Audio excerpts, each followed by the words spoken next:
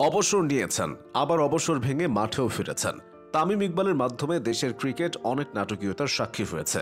তবে তামিমের মতো বহির্বিশ্বেও এমন কিছু ক্রিকেটার আছেন যারা অবসর নিয়ে পুনরায় ফিরে এসেছেন। এদের কেউ সফল হয়েছেন, কারো ফেরাটাই কৌতুকে পরিণত হয়েছে। এই যেমন শহীদ আফ্রিদি। আফ্রিদি নামটার সাথে অবসর নাটক যেন ওতপ্রোতভাবে জড়িত। আন্তর্জাতিক ক্যারিয়ারে সব মিলিয়ে 5 বার অবসরের ঘোষণা দিয়েছেন তিনি। 2006 সালের 12 এপ্রিল প্রথমবারের মতো টেস্টকে বিদায় বলেন আফ্রিদি।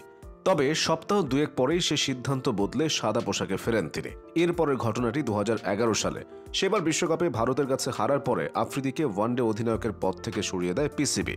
কিছুটা অভিমানেই তাই আন্তর্জাতিক ক্রিকেটকে বিদায় বলে দেন তিনি। কিন্তু সে বিদায়ের সময়কাল 5 মাস না পেরোতে আবারও ফিরে আসেন। এভাবে 2012, 2016 আর 2017 আরও 3 বার আন্তর্জাতিক ক্রিকেটকে বিদায় জানিয়েছিলেন আফ্রিদি। তবে 2017 সালেরটা বাদ দিয়ে বাকি দুটি অবসরের পর দিয়েছিলেন ফেরার ঘোষণা। অবসর ভেঙে ফেরাদের তালিকায় পাকিস্তানিদের নামটাই বেশি। ইমরান খানের কথা না বললেই নয়। পাকিস্তানের 1992 বিশ্বকাপ জয়ী দলটার অধিনায়ক ছিলেন তিনি। তবে ওই বিশ্বকাপের 5 বছর আগে 1987 সালের বিশ্বকাপে পাকিস্তানের ব্যর্থতার দায়ভার নিয়ে আন্তর্জাতিক ক্রিকেট থেকে সরে দাঁড়ানোর ঘোষণা দিয়েছিলেন ইমরান।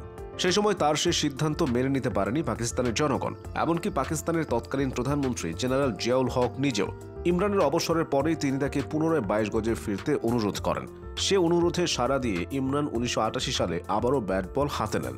বাকিটা তো ইতিহাস। পাকিস্তান ক্রিকেটের আরেক বড় নাম জাভেদ মিয়াঁদাদ। 1992 বিশ্বকাপে পাকিস্তানের সর্বোচ্চ রান এসেছিল তার ব্যাট থেকেই।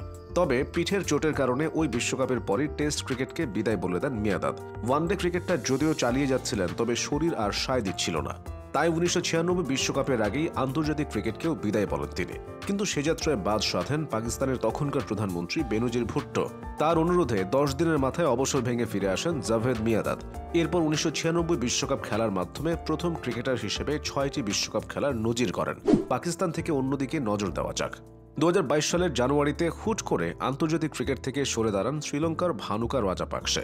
তবে দেশটির ক্রীড়ামন্ত্রীর অনুরোধে তিনি সে সিদ্ধান্ত থেকে সরে আসেন দিন 7 পরেই। এরপর 2022 সালে শ্রীলঙ্কাকে এশিয়া কাপ জেতাতে অনন্য ভূমিকা রাখেন রাজাপাকসে। 2015 বিশ্বকাপের পর আন্তর্জাতিক ক্রিকেট থেকে অবসরের ঘোষণা দিয়েছিলেন জিম্বাবুয়ের ব্যাটার ব্রেন্ডন টেলর। মূলত কাউন্টি ক্রিকেটে ক্যারিয়ার গড়তেই এ সিদ্ধান্ত নিয়েছিলেন তিনি। তবে 2 বছর পর 2017 সালে আবারও আন্তর্জাতিক ক্রিকেটে ফিরেছিলেন টেলর। টেলরের মতো 2018 সালে ইন্টারন্যাশনাল ক্রিকেটকে বিদায় বলেছিলেন ক্যারিবিয়ান অলরাউন্ডার ডোয়েন ব্রাভো। একইভাবে 2 বছর পর 2020 সালে পুনরায় আন্তর্জাতিক ক্রিকেটে ফিরে আসেন তিনি। টেস্ট ক্রিকেটে মনোযোগ বাড়াতে 2011 সালে সীমিত পরিসরের ক্রিকেট থেকে সরে দাঁড়ান ইংল্যান্ডের কেভিন পিটারসন। কিন্তু বেশিদিন নিজের সিদ্ধান্তে অটল থাকতে পারেননি তিনি। অবশ্য ফিরে আসলেও বোর্ডের সঙ্গে ঝামেলায় জড়িয়ে বেশিদিন খেলা চালিয়ে যেতে পারেননি তিনি। 2021 সালের সেপ্টেম্বরে টেস্ট ক্রিকেটকে বিদায় বলেছিলেন ইংল্যান্ডের মঈন আলী। তবে 2023 সালে অ্যাশেজের আগে অধিনায়ক বেন স্টোকসের অনুরোধে তিনি ফিরে আসেন। যদিও সেটাই ছিল তার শেষ অ্যাশেজ। ম্যানেজমেন্টের সঙ্গে মনোমালিন্যের কারণে 2020 সালের ডিসেম্বরে অবসর নেন পাকিস্তানি পেসার মোহাম্মদ আমির। বহু নাটকীয়তার পর 2024 সালের টি-20 বিশ্বকাপের আগে আবারও আন্তর্জাতিক ক্রিকেটে ফেরেন তিনি। তবে দীর্ঘ হয়নি এ পথ চলা। বিশ্বকাপটা খেলার পর পুনরায় অবসরের ডাক দিয়েছেন আমির। শেষ করা যাক বেন স্টোকসকে দিয়ে। টেস্ট ক্রিকেটে মনোনিবেশ করার জন্য ওয়ানডে থেকে অবসর নিয়েছিলেন তিনি। কিন্তু 2023 বিশ্বকাপকে সামনে রেখে পুনরায় এই ফরম্যাটে খেলার সিদ্ধান্ত নেন।